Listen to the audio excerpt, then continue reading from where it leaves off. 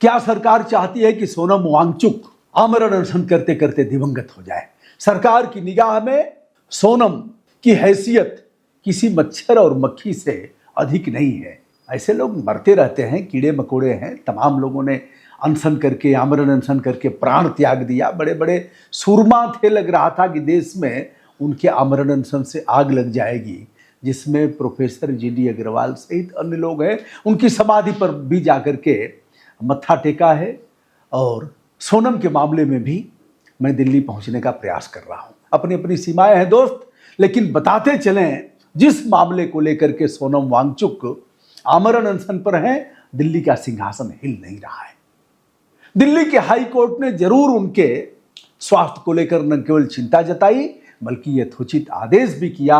अफसोस हमारा प्रधान सेवक, अफसोस मोटा भाई, अफसोस रक्षा वाला हमारा मिनिस्टर, अफसोस नितिन भाई तो इस समय तनाव में ही हैं। गडकरी साहब, इस समय उनकी बात मैं नहीं कर रहा हूं, लेकिन अफसोस वहां की CM से लेकर के अन्य लोग।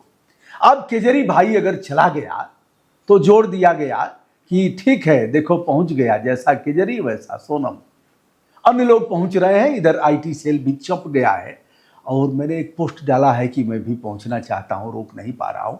मैंने कमेंट देखा कई लोगों का, देख करके अफसोस हुआ कि ऐसे मामलों को लेकर कि तुम्हारा बेटा, ऐसे लोगों को भी मैंने देखा है जिनके बच्चे या तो उस परीक्षा में बैठने के काबिल नहीं होंगे, उनके बच्चे मखंजुआ जैसी स्थिति होगी, वैसी परीक्षाओं में बैठ, नीट जैसी परीक्षा में क्वालिफाई करना तो दूर, बैठ नहीं पाते हो, या तो उनके ऊपर इस तरह से भूत चढ़ा हुआ हो जिससे कि हर ऐसे व्यक्ति को जो अनशन करेगा, जो सत्याग्रह करेगा, जो घेराव करेगा, जो सिविल नाफरमानी करेगा डॉक्टर लोहिया की, जो सविनय अवज्ञा करेगा महात्मा गांधी की, वो राष्ट्र विरोधी तत्वों में शामिल किया जाएगा।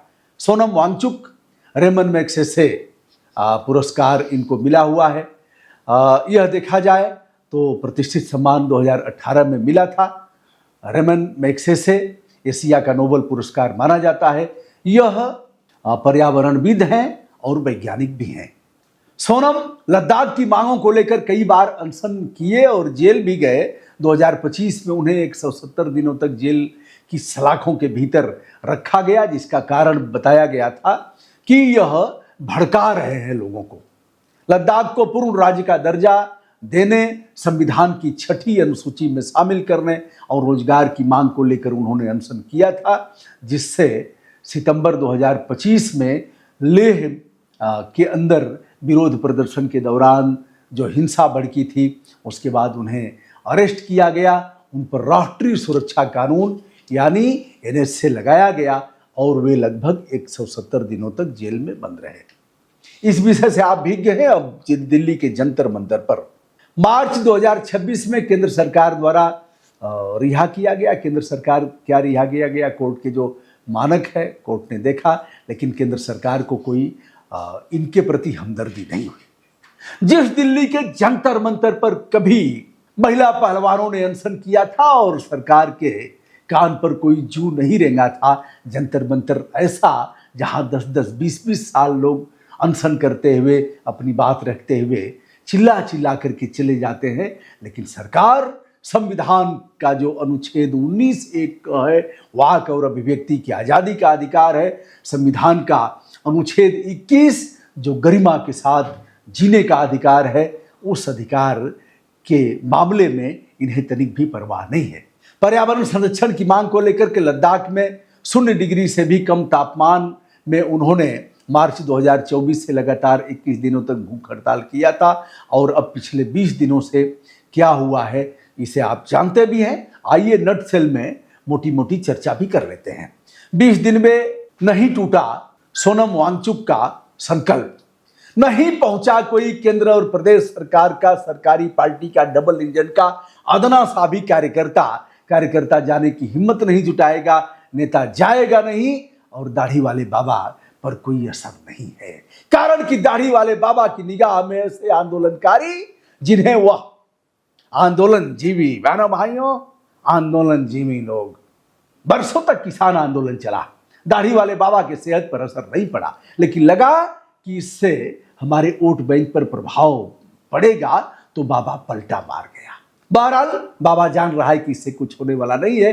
धर्मेंद्र प्रधान हमारा प्रिय है और चाहे जितना भी करेगा। सच बताएं, एक चीज बताओ दोस्त, गाली देना खूब, क्या केंद्र सरकार में तीसरी बार जो अब तक, क्या एक भी मिनिस्टर भ्रष्टाचारी नहीं है? एक भी मिनिस्टर ऐसा नहीं है जिस आय से अधिक संपत्ति जिसके पास हो? क्या जितने प्रदेशों में इनके पास जो सरकारें हैं, चक्रवर्ती सम्राट हैं इस समय, तो क्या कोई भी भ्रष्टाचारी नहीं है? एक भी मंत्री, एक भी मुख्यमंत्री?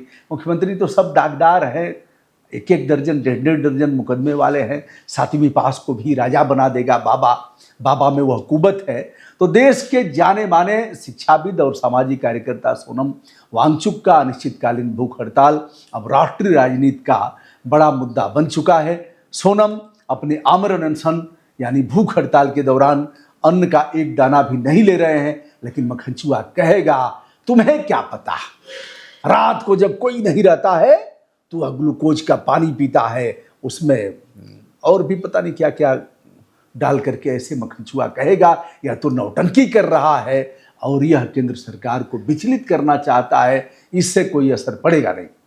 पानी और नमक के सहारे सोनम है, प्रदर्शन कर रहे हैं। 28 जून के से दिल्ली के जंतर मंतर पर जो शुरू हुआ आमरण अनशन 20वें दिन भी आज अभी तक चल रहा है। हमारे वीडियो करने के दौरान उपवास का कारण, उनके कारण अगर देखा जाए तो उनके वजन में लगातार गिरावट आ रही है। 9 किलोग्राम उनका वजन घट गया है। चिकित्सकों की बात माने तो शरीर अब ऐसे चरण में पहुंच रहा है जहां किसी भी समय गंभीर चिकित्सीय जटिलताएं उत्पन्न हो सकती हैं। कार्डियक अटैक आ सकता है, किडनी फेल हो सकती है, और भी तमाम कारण हैं जिस पर हम चिकित्सक नहीं हैं कि चर्चा करेंगे, लेकिन कभी जीवन लीला समाप्त हो सकती है। सोनम वांगचुक का कहना है कि उसका संकल्प पहले की तरह मजबूत है और जब तक उनकी मांगों पर सार्थक पहल नहीं होती है तब तक वो अनशन समाप्त नहीं करेंगे। इस आंदोलन की शुरुआत कथित परीक्षा अनियमितताओं, विशेष रूप से नीट परीक्षा विवाद को लेकर के हुई। वांगचुक का कहना है कि लाखों युवाओं का भविष्य प्रभावित हुआ है और इसके लिए जवाबदेही तय होनी चाहिए। उनकी प्रमुख मांग है केंद्रीय शिक्षा मंत्री धर्मेंद्र प्रधान इस्तीफा दें, परीक्षा प्रणाली व्यापक सुधार इसमें किया जाए और युवाओं के साथ हुए अन्याय की निष्पक्ष जांच कराकर जिम्मेदार लोगों पर कार्रवाई हो। कार्रवाई करेगा कौन, जांच करेगा कौन? जहां बेदर्द हाकिम हो वहां फरियाद क्या करना। लगातार भूख हड़ताल के कारण उनकी शारीरिक स्थिति कमजोर होती जा रही है। चिकित्सकों ने जैसा कि उनके रक्तचाप और शुगर लेवल के बारे में बताया, वह काफ़ी खतरनाक है। चेतावनी दिया है कि लंबे समय तक भोजन न लेने के कारण उनके विभिन्न अंगों पर दुष्प्रभाव पड़ सकता है, लेकिन वह अनशन तोड़ने के लिए तैयार नहीं है और तानाशाह सरकार, जिम्मेदार लोग इस पर तनिक भी मानवीय दृष्टिकोण अख्तियार करने के लिए तैयार नहीं है। सांसद चंद्रशेखर रावण जंतर मंतर पर पहुंचे, अरविंद केजरीवाल पहुंचे, सांसद डिम्पल यादव, सांसद धर्मेंद्र यादव मुलाकात कर चुके हैं, उनके स्वास्थ्य के बारे में चिंता व्यक्त कर रहे हैं। फिल्म अभिनेत्री स्वरा भास्कर के अलावा सामाजिक कार्यकर्ताओं की लंबी फौज है जो वहाँ जा कर के सोनम को समर्थन दे रहे हैं। अभिनेता अतुल कुलकर्णी से लेकर अन्य तमाम नाम हैं, राकेश टिकैत भी गए थे, किसान नेता, इत्यादि इत्यादि इत्यादि। हो सकता है कल मैं भी वहाँ रहूँ, मैं जाकर के कर ही क्या सकता हूँ। एक क्या मक्खनचूआ का आया था, कुछ लाइक तो मिल ही जाएगा। बेटा जिस दिन करोगे ना, इस क्षेत्र में आओगे, उस दिन पता लगेगा कि एक क्रिएटर का कितना मेहनती जीवन उसका है और कितना इसके लिए वह कितनी मेहनत करता है रात दिन। जब करोगे तब पता है। तुम भी हो उस पर। एक चीज है, जो आते हैं उनकी बात मैं कर रहा हूं, वो अभी तो सोशल मीडिया पर हैं, वो अभी अपना देख लें कितना आ रहा है।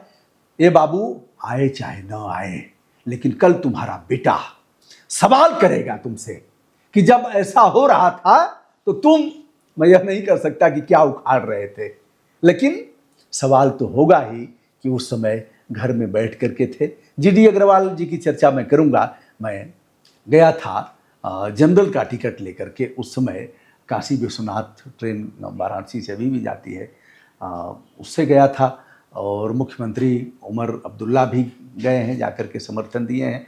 तो मैंने अगर नाम पढ़ा जाए तो लंबी फेरिस्त होगी। बहरहाल हम सबका धर्म है। अरे यही न कह रहा है धर्मेंद्र प्रधान को मत हटाओ, वार्ता तो कर लो। राहुल गांधी समेत तमाम लोगों ने समर्थन दिया है। नाम लेने में बड़ा लंबा होगा। आइए बताइए कि क्या सोनम वांगचुक की जो मांगे हैं वह मांगे विधि सम्मत नहीं है?